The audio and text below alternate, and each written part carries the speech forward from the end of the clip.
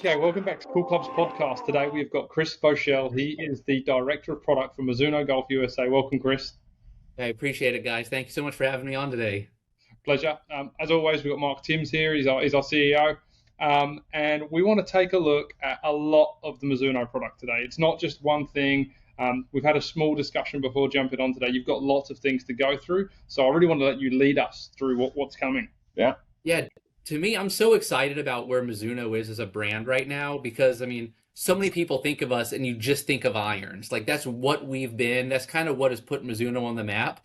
But when you kind of explore our family of golf clubs right now, we've got some really strong offerings, like really throughout the bag. So just in the last couple of weeks or months, we've seen some launches of some new drivers, some new putters, some new wedges, and just now just kind of starting to leak some new irons that you're going to see coming up in the spring. So to me, it's like it couldn't be a more exciting time to talk about Mizuno and all of our different products. Awesome. I can vouch for what you're saying. I'm sure Mark's seen it Yeah, over the many exactly. years, Yep. right? Mizuno is nothing feels like a Mizuno. As soon as you say Mizuno, I picture the blue badge stamped in the back of an iron. Like that's where I get the feeling. But I'm interested to hear what's going on with the other stuff. Yeah, and you're exactly right. It all starts with Mizuno, with technology and with feel. We put that tagline of nothing feels like a Mizuno front and center on purpose. And again, that speaks to every product we make. It starts with our grain flow forging. That's kind of at the heart and soul of what we've always done. That's a process that we've used in our muscle back blades all the way to our players' cavities and worked its way all the way up through the line and the JPX line for the last number of years. With some new Mizuno Pro that you have coming out, then all of a sudden you have it in a muscle back, a hollow body, as well as a player's cavity as well. So that grain flow forging, it just delivers that soft, solid feel that you kind of expect when you play a forging, something that Mizuno's always been known for.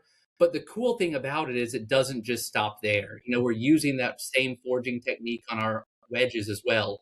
The T24 that are just launching have a beautiful look to them. Obviously, they look like a Mizuno, but again, they're grain flow forged. You get that feedback that you expect from a Mizuno on those as well, all the way down to the M-Craft line of putters and the Amoe putters. They all are forged as well. So there really aren't that many forged products on the market when you get outside of the world of irons. And with Mizuno, because feel is at the forefront of what we do, it's really a critical thing. So we put that in all of those products. And then when you get up to the wood side of the world, we've got a phenomenal family of ST woods. Really, it's up to 3 models now with the STZ, the STX, and the STG, which we just launched. Those have phenomenal feel with them as well as a ton of cool fitting capabilities. Let's just touch on that grain flow forge a little bit. You've Sure. seen it. I've seen. Obviously, it's been splashed across as a marketing tool. But what actually is it as a process that makes it different from other forgings? And that's probably my favorite question I ever get asked is to explain what grain flow forging is. So I love to tell the story of, there's casting and there's forging. Casting is where it starts as a liquid and then it solidifies into a solid. Forging is where you start with a solid and then you basically pound that solid into shape. Grain flow forging, the difference there are the steps we take within the forging process to ensure continuity of the grains within that forging. What I mean by that is you start with a billet of steel, and the actual grain flow forging process is a stretching and bending of that steel prior to the actual forging of the club. So what that gives you is, again, let's take it all the way back to the casting. With a casting, you tend to have a shorter sound, a shorter vibration, because there are really no grains because it's a liquid that's solidified. When you have a forging, you have grains within the club that make that club vibrate a little bit longer. However, when you have a grain flow forging where we have done that stretching and bending step, all of a sudden we know those grains are as long as they could possibly be. And the length of that grain equals a longer vibration. And it's so funny how vibration gets such a negative feeling in golf. It's like, oh, I don't want to feel vibrations. No, you want to feel vibrations. It's just up to us to make sure you feel the proper vibrations. So what grain flow forging is that stretching and bending, basically preparing that forging to deliver the ultimate in feel and consistency. Awesome. I've never heard that out loud before. I've said that once or twice The before. forging is all done the same, right? Basically, it's a big piece of metal you put in here and a big thing pounds it down. So what Hmm. you're saying is your grain flow stuff is basically taking your bullet, whatever, I got a remote Yep, control here, and you stretch it and bend it to the initial shape first instead of correct. starting just pounding away to start with. Yeah, in a typical forging process, as you said, it usually starts with a billet, roughly the shape of this Yeah. highlighter, and it'll go in, and when it sits in that mold, and then that hammer press hits it, grains and material flow in all sorts of different directions. So even though there's the consistency of the strike, there's the inconsistency of the flow of the metal. What the grain flow process does is it really directs that flow. So with that stretching and bending, by the time you do the strike that puts it into the shape of a golf club, the billet looks more like this. Looks roughly the shape of a golf club. And with that in mind, now you have continuity of the grains from the hosel all the way down to the toe. So again, the longer that grain, the longer it's going to vibrate, the more feedback you're going to get. And when people say, it feels like the ball sticks on the face longer on forging, it feels like it was, buttery, soft. That's because you're feeling more vibration. It's because that ball literally does vibrate the club for longer. Yeah, awesome.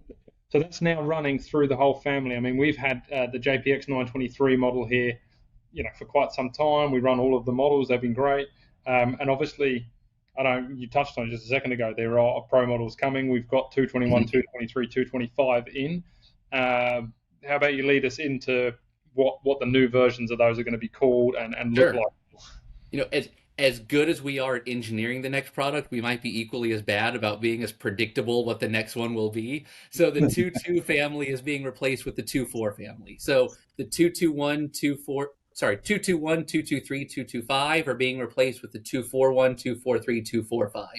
3 levels of playability, all featuring that grain flow forging, all featuring a lot of things that players kind of expect out of Mizuno and expect out of that Mizuno Pro name in particular. Really, really clean aesthetic. All of the models got really cleaned up. They all got thinned out. Top lines got thinner, soles got thinner, yet we built more playability into each one of them. So starting from the bottom of it, the 241, that's the muscle back design.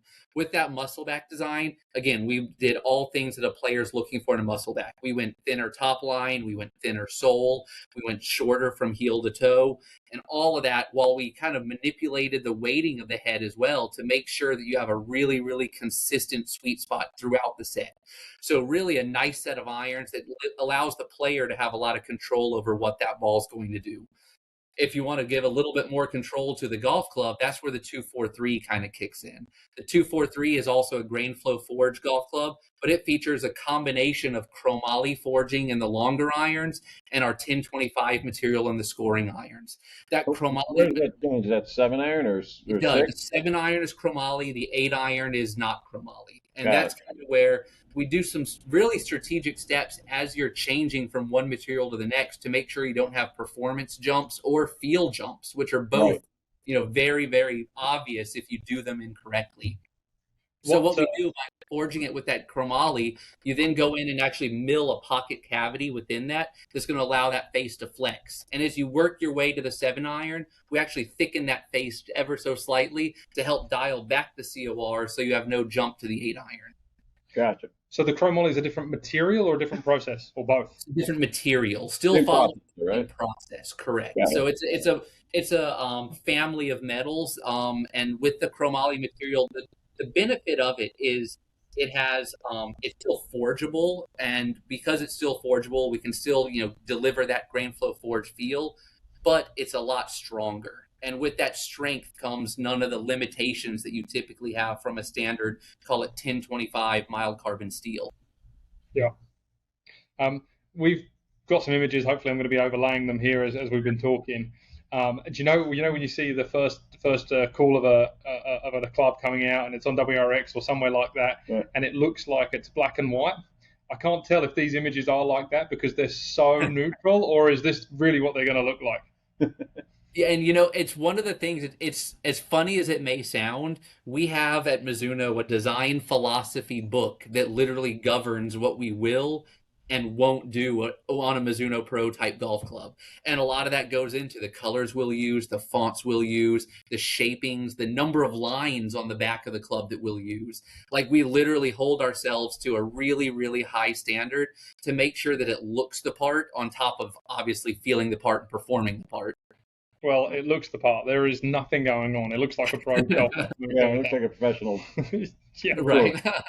Yeah, super simple. Well, then let's move into that 245, which is going to have more tech, right? Yeah, the 245 is really, to me, that's the one that's kind of the most exciting. And we saw it with the 225 as a golf club that literally, like, as it got longer in age, we sold more of them, because it's almost like people were awoken to that golf club and realized all the benefits that it brings to the table. So with that one, I talked about the chromoly material we used on the 243. That was a chromoly the entire golf club. On this one, it's a chromoly face and neck with that hollow body construction with a stainless back piece. And with that stainless back piece, embedded within it is a just massive chunk of tungsten, low and deep within that golf club. So with that hollow body design, you have the look of the blade, the look of the, that a player really aspires towards for a Mizuno golf club, but you have a performance in terms of ball speed, launch, and actually delivering spin is one of the keys that we tried to do. So many golf clubs don't spin it enough these days, really making sure you can get ample spin to keep the ball in the air. So really excited about that golf club. A question for you. So, the first one, this is replacing, obviously, the first, I think this is the first, hollow club you've done, right? So this is number 2, right? So obviously you learned a lot in the first group, and I think that's why it got popular late in the life, is people didn't realize Mizuno had that. He was talking about PXG originally did it, and TaylorMade, obviously, with their foam-filled stuff and whatever. Hollow clubs have been kind of getting popular to some extent, because you can make it look clean, right? So without, and still have some huge performance stuff. So obviously, this is the second version you guys have done, so I'm sure you've seen some pretty big improvements on this one, right? For sure. And it's funny, it's actually, when you look back at the history of Mizuno irons, we've been doing a hollow body construction for a while, and it's almost like we were a little ahead of our time, to the point where it was like we kind of stepped away from it. So even going back within like our MX line, the MX 900 was a golf club that actually had a very similar construction. It wasn't utilizing the chromoly material because we hadn't kind of discovered that yet, but it was a very similar construction with the tungsten down low, a grain flow forged face and neck, and a welded back piece. However, at the time, it's funny because the golf clubs at the time, it was like, $799, $899 was the price of a golf club, and these were $1,400. So it's like, it was a little bit in no man's land. So I'll say that our engineers were kind of ahead of the game, and it almost took the market catching up for us to then be like, wait a minute, we got something in that category too. So yeah, you're right. In that time, ever since that, we've learned a lot, and a lot of it comes down to the construction itself and how you bond those clubs together, how that back piece interacts with that top piece, and literally like thinning out the sole area to allow a greater flex from the face so it acts like a larger trampoline, and then even thinning out the sole area and really looking at the type of welding that you're doing across the top line to not require a super thick look at the top. So again, we've learned a lot from the manufacturing side, the material side, and also the forging side to deliver a golf club that honestly we couldn't have done a number of years ago. I remember the MX line. That must have been somewhere around 2009 to 2011. Yeah, that's about right. And it's funny, if you go back and even look on tour, it's funny because on tour, I remember the year Brian Gay was on staff with Mizuno, and he won twice. He won at the Heritage and he won in Memphis. And he was one of the first guys who's like, man, look at what this type of club does. And he put that in the 3-iron, 4-iron, 5-iron, and are playing that combo set. And honestly, if you look at the modern bag now, that's what players are doing. Like, absolutely, yeah. It was a staggering statistic. One of the companies told us that like 80% of the tour players have some sort of mixed bag, and that's not really that surprising, especially when you talk about driving irons and stuff getting blended in and stuff like that. But yeah, absolutely. I mean, and all the companies, I mean, you guys included, they're all starting to look at mixing and matching sets and stuff, and different long irons and different stuff. So that makes sense. And that's what I love about the fitting world, is it's really unlocked just the knowledge for a player to understand that I need something different out of my longest iron than I do out of my middle iron and I do out of my shortest iron. Right. So that's where, it looks like a company will say, hey, Mizuno, you got 9 sets of irons. What's up with that? It's because you literally could play a different set from top to bottom to get dialed in from there. So just to give those fitters the option to play with different levels, different amounts of speed versus spin versus launch versus feel versus workability, all those different levers mixed within those families of irons, somewhere in there you can get dialed into a set that's really going to get you playing your best golf. Touching on Mark's point, and I guess what you were touching on there too, is you've also got this driving iron style, the longer iron specific club. Tell me how that's separate, maybe in construction and design, from this 245 series, because you think hollow body, you think maybe top end of the bag, but there obviously is a difference there. Yeah, you're right. There's a new Fli-Hi coming, and the Fli-Hi, it's a little bit of a different animal, and I'll say that because it is a long iron only, it takes a few of those handcuffs off that you kind of have when you're working on an iron set. Those handcuffs I'm talking about are the size, the feel, the sound a little bit. It's like when you're flowing something into a grain flow forged scoring iron, you've got to be really cognizant of what it sounds like in the long iron. So like a 245 long iron sounds like a muscleback. It sounds really solid. A Fli-Hi long iron, it sounds hotter. And what we do with that one is it's actually not a forged golf club. So it's using it's using a chromoly face, but it's a different execution on the chromoly and not a forgeable chromoly. So it's an even stronger version of it that allows us to go even thinner. And honestly, I don't want to say not care about the sound, but look for something different out of the sound, looking for an explosive sound, something that you realize is really firing off. And it kind of takes the handcuffs off in terms of the head size as well. The sole is a bit wider, the top line is a bit thicker, and that is honestly, it's why it's a black golf club and the others are chrome. That black is a kind of a slimming look, and it shows this isn't part of this. Yes, the cosmetics from behind are tied together, but this is designed to do something totally different. Right. So do you carry that into the Pro family, or is that a standard? We do. Yeah, so it lives within the Mizuno Pro family, the same cadence and everything. And if you look at like the specs of the Fli-Hi and the specs of the 245, they're eerily similar, even though the golf clubs do something pretty different. So it's interesting to see, kind of like working with tour players in particular, who's going to choose to put 245s in the long irons, who's going to put Fli-His in the long irons. Right. And a lot of it depends on, is it your longest one? Are you trying to bridge a gap to a hybrid, or trying to bridge a gap to a 5 wood or 7 wood that you see a lot of players using now? And the other thing about it is that Fli-Hi, it's a 370 tip. So it receives a hybrid type shaft as opposed to an iron type shaft. So again, there's a lot of like subtle differences that a fitter can help you figure out. That's, to me, you touched on there. When I'm thinking about the separation of the two, if somebody's put a 245 in, maybe with a 243, they're doing that because they may be trying to increase a little bit of club head shape and get some more ball flight, maybe some more spin in that long end.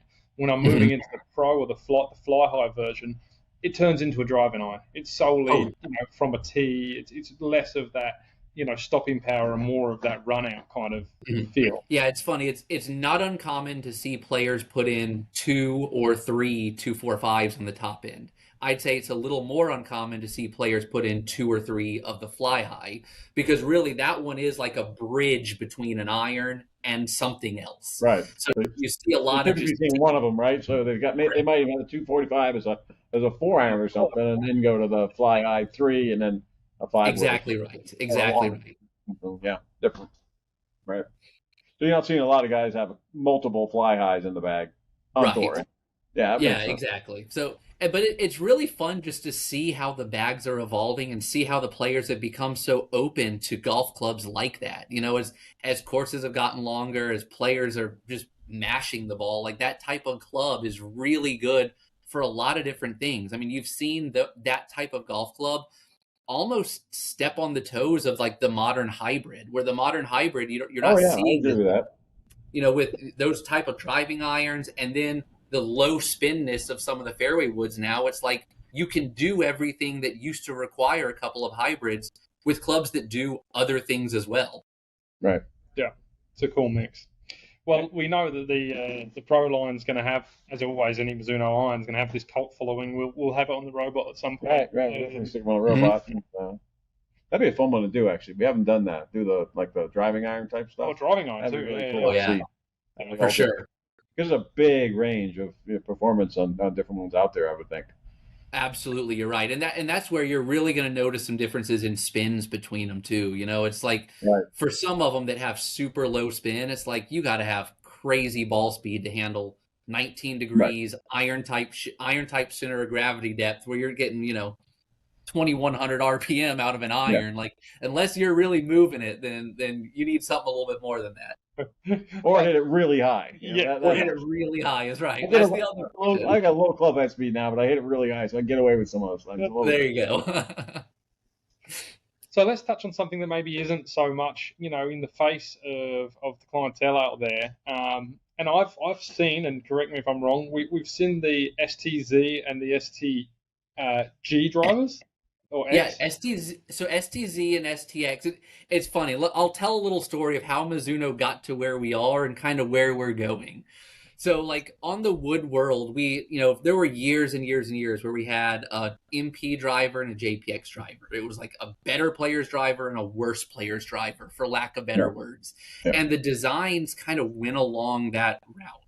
So it put Mizuno in kind of an interesting position because we found ourselves purposely pulling forgiveness out of Mizuno Pro drivers and adding forgiveness and ultimately adding spin to JPX drivers.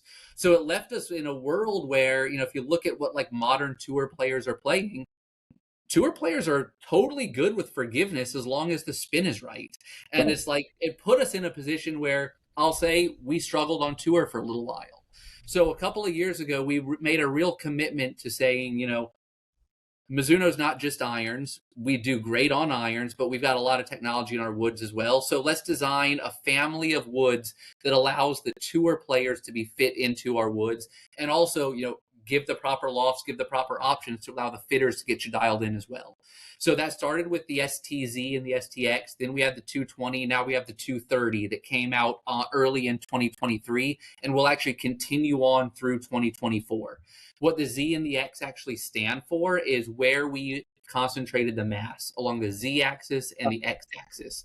The Z axis being in the front and back direction, so pulling a little bit more mass back for stability, really designed to go a little bit more straight, not as workable. And then the STX axis is pulling mass towards the X axis, towards that shaft axis, to give you the ability to kind of work the ball a little bit more, close the face a little bit easier. So we've added to that just recently the STG. G is not really an axis, but G is the adjustable center of gravity on that. So with the STG, we now have 2 7-gram weights on 2 tracks that aren't independently locked in either. So you have the ability to move things around a lot, give a ton of different fitting capabilities, and it is a smaller head. It's a 440 design head with a deeper face. It is designed to be that low spin monster within our line. So it gives the fitter a lot of options now to be able to mix and match different Mizuno drivers to get you dialed into the proper trajectory, spin rate, launch angle that you might need. So it's just being added to the family. Correct. That's right. So STZ, STX continue on through 23. The STG is a really good addition to it. And it's cool. You think about what Mizuno has done in the driver world. I mean, Keith Mitchell's kind of our main guy right now. And if you look at total driving stats for last year, he led the tour last year in total driving. And that's a Mizuno driver. A lot of players would not think that. Great combination of distance and accuracy.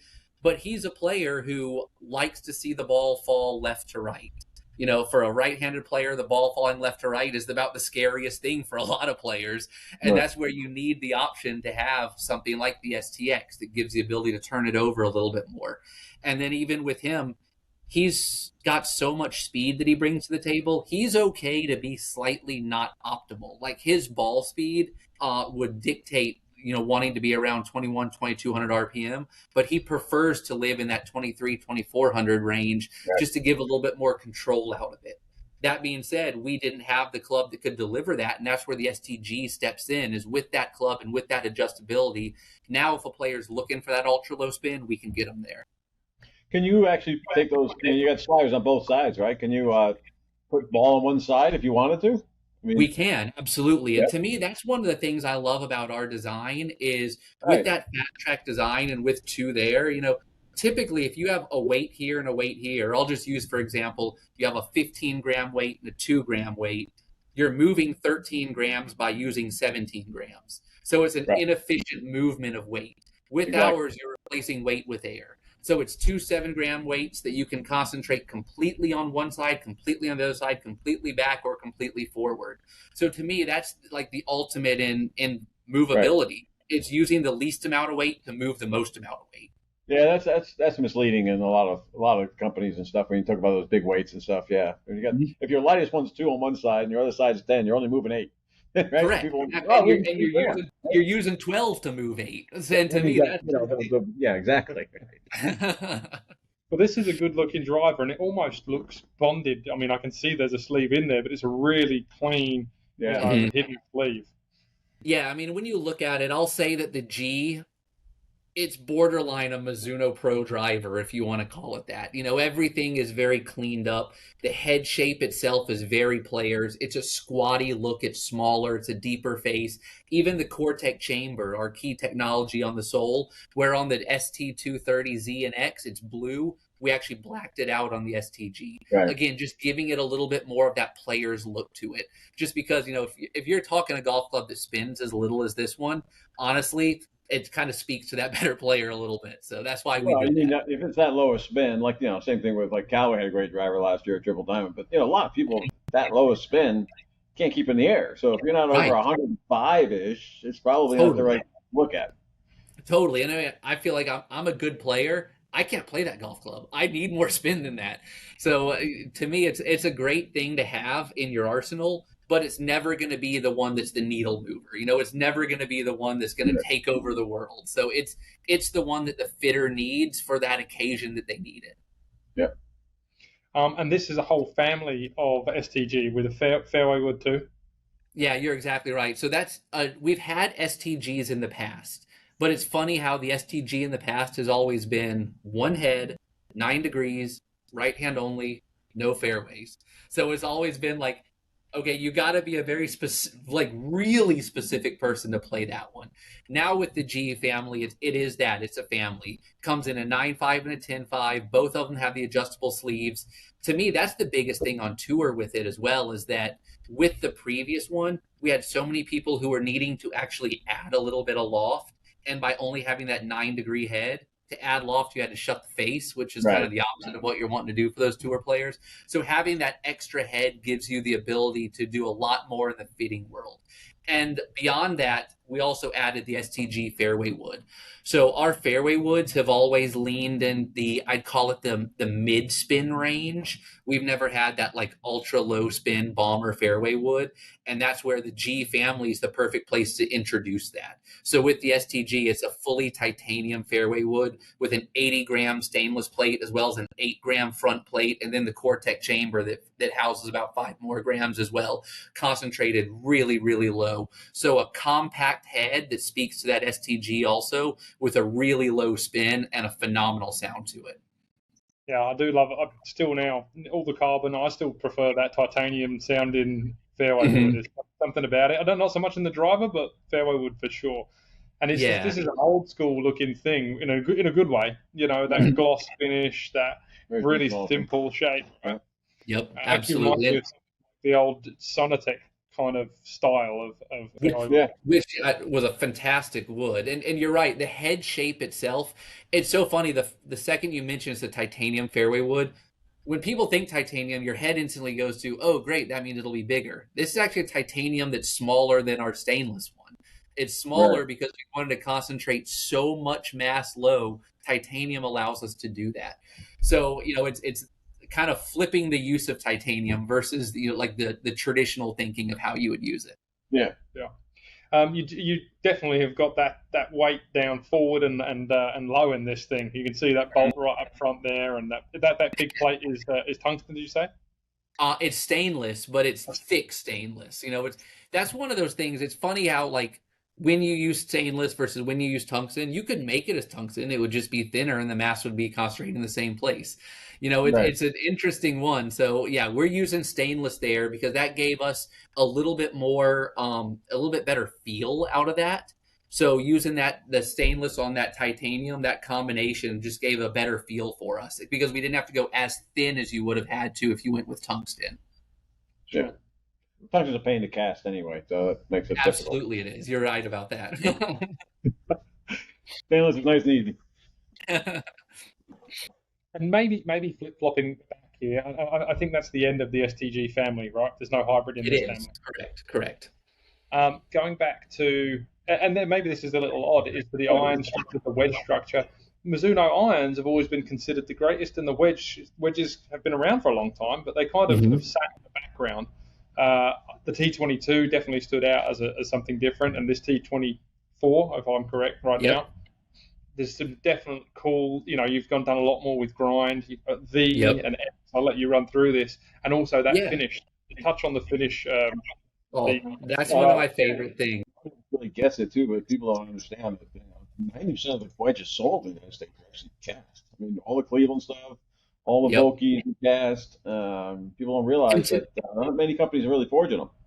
To me, that's the most, I'd say, head scratching thing in the world is how many players would only play a forged iron and then just immediately gravitate towards a cast wedge. Doesn't make any sense, right? It's amazing. It's mind-boggling. Like, get them in a room with me, and I'm gonna beat them up about that a little bit. So, to me, the biggest thing is, when we're talking about forging, the reason we forge golf clubs, I talked about at the very front end about the grain flow forging process. Consistency of feel, consistency of impact, distance control, all of those things. Yes, they're absolutely critical in iron. They're even more critical in a wedge. So to me, that's why the grain flow forging of a wedge is a huge thing to do. So with that, the T24 features that same grain flow forging process I talked about. We do it, I'll say, if there is something you could say of, oh, well, here's why a cast might be better. Cast is a little bit harder a material because it doesn't need to flow with those molds. But what we've done is we've actually forged them out of a boron material. It's a 1025 boron. And what that boron does, it actually adds a little bit of strength to that material as well, which means it won't wear as quickly. And where it becomes critical when you're CNC milling a groove, when you're getting a very sharp corner. If you get that sharp corner soft, it'll start to die down quickly. But by using that material, we're actually dialing that groove in a step further and keeping the longevity of it a step longer than we would before. So we're giving you a ton of spin. We're giving you that feel. And you mentioned the finishes. To me, what I love about the T24 line more than anything is yes, it's 3 different finishes, but it's 3 different finishes that tell a story from start to finish of that wedge. The 3 finishes are we do it in raw, we do it in a denim copper, and we do it in what we call our soft white satin. Literally, if you lined those 3 up, that's that wedge from start to finish. It starts as that raw 1025 material. Then you actually do a layer of nickel, a layer of copper on top of that, then another layer of nickel and the soft white satin on top of that. So it tells the story of what lives underneath it. On top of that, the denim copper just looks cool as well. So really cool, 3 different finishes, and it just tells you everything we're doing on that product. Are the raw ones a millimeter smaller all round then? They are fractionally smaller, and it's funny you say that. We do a little weight sorting because typically once you get to the end of a plating process, it tends to add about 3 grams to it. So what you can do is actually, when you're forging golf clubs, obviously there's a tolerance on all of that. Heavier ones can go towards raw, lighter ones can go towards ones. So you can actually utilize manufacturing tolerances to actually keep you tighter on tolerances. Finishes. It's a really nice way to engineer good out of bad because tolerance is bad unless you're using it to your advantage. Right. Sure. Can you touch on the grinds a little bit? I know that it looks like you've expanded that line a little this year. Yeah, absolutely. So we have 5 grinds that live within this family. The T22 had 4 sets of grinds. We've added a 5th grind this generation.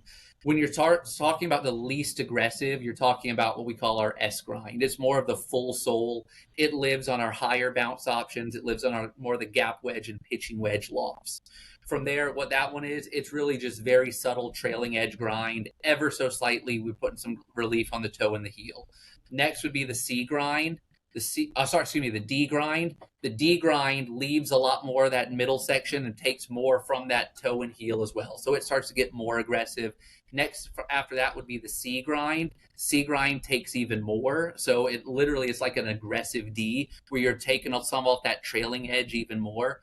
Following that is the X grind. The X grind, is I'd call, is the most aggressive. And I say most aggressive because we took a ton off the trailing edge, the heel, and the toe. And the new grind that we've added this year is actually what we're calling our V grind. The V grind, it kind of lives in a different world because the shape of the grind is different, but we've seen a big trend on tour of players wanting significantly more bounce on that leading edge, but a really aggressive grind across that back. So, that trend of playing more bounce, I think it's good for a lot of players. So it gives you the bounce, it gives you that playability where you need it, but then when you need to open it, that V grind, it then has taken off that entire back edge, so it still sits low to the ground. How much bounce is it, though? So I get 58, I've seen at 10, which is a fair amount considering it's pretty narrow. Right. So it's 10 degrees at the way Mizuno measures. And it's funny how everyone measures bounce a little. Yeah, right. So our physical measurement of it is taking the leading edge and then the projection of the deepest part of the actually like the back flange where it's at its widest. And from there, the geometric center, that's where that 10-degree measurement is taken. So with that, it's 10 degrees right at that very peak, but that trailing edge, we've cut so much off that when you open it up, it plays closer to like a 5 or something like that. I was going to say, you open the face and you put the heel down, there's nothing in that corner there. There's nothing there, exactly. And that's where, the world of what does the number on the sole mean is almost like, what does the number on a driver mean? Like the loft isn't really what it is. It's almost a playability number than it is an actual measurement at this point. It's awesome. It's a great lineup. I mean, I love the wedge finishes. I mean, I played raw. And maybe you can touch on that. This is an aside of Mizuno product. What advantages or disadvantages or nullness is there to having that raw wedge? You see all the guys on tour have it. You see people talk about spin and consistency. Yeah. Is there anything behind it?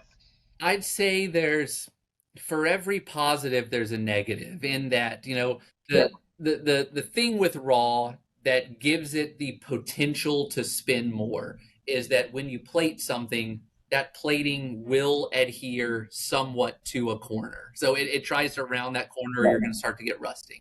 So in general, it can leave that shoulder ever so slightly sharper. But that being said, a plating is a lot stronger than a mild carbon steel, even a boron carbon steel. So it's going to wear down quicker. So if you're replacing your wedges all the time and you want to play raw, you may get more out of it. But if you don't, you're quickly going to lose more than you got right off the bat. And on top of that, we do a thing that's called the HydroFlow micro groove, which is a laser milling that's between the grooves. And that's really to help channel moisture away and to give you more consistency in wet conditions. We do it below the plating. The reason we do it below the plating is we've shown in all of our testing that if it's done on top of the plating or if it's done, at surface level, any sort of like laser milling goes away really quickly. So your benefit, again, it wears off quickly. So on a raw wedge, that laser milling is still there, but again, that's going to go away quicker. So I'd say the life of the raw wedge is very, very short compared to the life of a plated wedge. Right. That's a good answer. I'm going raw. I don't play enough. Yeah, exactly. Plus, I don't pay for them, so that's awful. There you go. That helps. Well, Chris, that was awesome. We look forward. Hopefully, we can run the drivers this year. And we'll definitely run the irons. Everyone loves that kind of stuff. So keep an eye out for those on our robot reviews. We really appreciate your time today, Mike. To come on. Thanks much. Appreciate it. Awesome. Thanks so much for having me, guys. Love to do this. Let's do it again, and can't wait for everyone to see the results on the robot. And we'll get you those in hand very shortly. So looking forward to it. Awesome. Appreciate it. Thanks, Chris. Thank you.